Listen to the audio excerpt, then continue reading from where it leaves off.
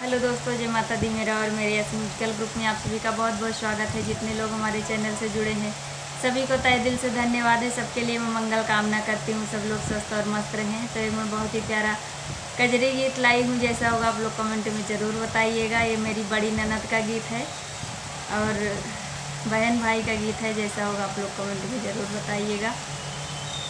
चाहे भैया रूठे चाहे जाए हो सवनवा में नहीं जब नदी। चाहे भैया रूठे चाहे जाए हो सवनवा में नहीं जब नदी।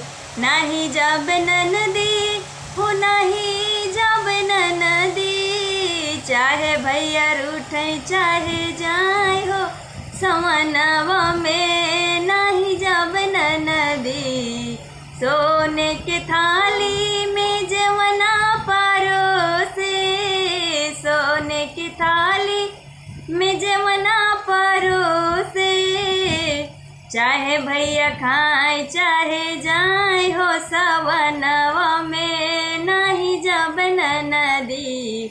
चाहे भैया खाए चाहे जाए हो सवनवा में नहीं जब नदी। चाहे भैया रूठे चाहे जाए हो सवनवा में नहीं जब नदी।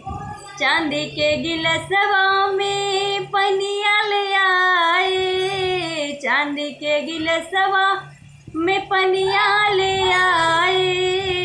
चाहे भैया घूटे चाहे जाए हो सवनवा में नहीं जब नदी। चाहे भैया घूटे चाहे जाए हो सवनवा में नहीं जब नदी। चाहे भैया रूठे चाहे जाए हो सवनवा में नहीं जब नदी।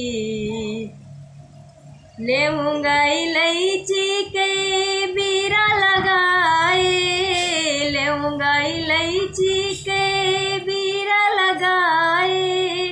चाहे भैया कूचे चाहे जाए हो सवनवा में नहीं जब नदी। चाहे भैया कूचे चाहे जाए हो सवनवा में नहीं जब नदी। चाहे भैया रूठे चाहे जाए हो सवनवा में नहीं जब नदी। चाहे भैया रूठे चाहे जाए हो सवनवा में नहीं जब नदी।